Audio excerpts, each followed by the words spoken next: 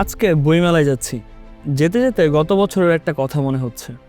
গত বছর যখন বইমেলায় গিয়েছিলাম তখন আমি আর আমার টিম শুধু ঘুরে দেখেছি, কিন্তু আজ যাচ্ছে আমার জন্য অপেক্ষমান শত শত মানুষের সাথে দেখা করতে।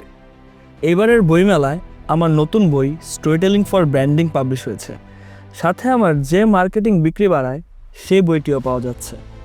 আসলে আমার বই লেখার যাত্রা শুরু হয় মানুষদের ভ্যালু দেওয়ার জন্য। আমি নিজে যখন থেকে বই পড়া শুরু করেছি আমার লাইফে পজিটিভ চেঞ্জ লক্ষ্য করেছি।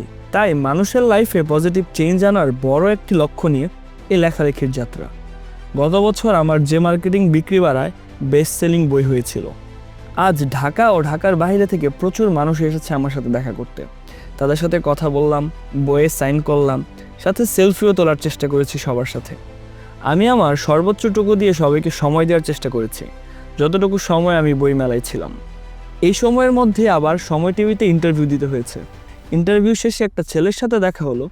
সে অনেকক্ষণ যাবৎ অপেক্ষা করছিল। শেষ যাচ্ছে ভবিষ্যতে কখনো ভালো কিছু করতে পারলে আমার সাথে একটা পডকাস্ট রেকর্ড করতে।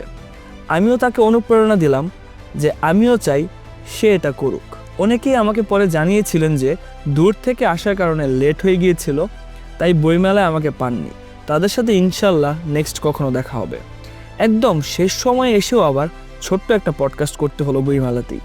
আমি মানুষকে শেখাতে পছন্দ করি, মানুষ শিখতে পছন্দ করে। বইমেলার স্টলে এসে অনেকে বইয়ের রিভিউ ভিডিও রেকর্ড করেছে আমার সামনেই। সব কিছু দেখে সত্যি আমি মুগ্ধ ও আনন্দিত। আপনাদের সবাইকে সাথে নিয়ে ইনশাল্লাহ আরও বড় কিছু করতে চাই। সবাই ভালো থাকুন, সুস্থ থাকুন, আমার জন্য দোয়া করবেন।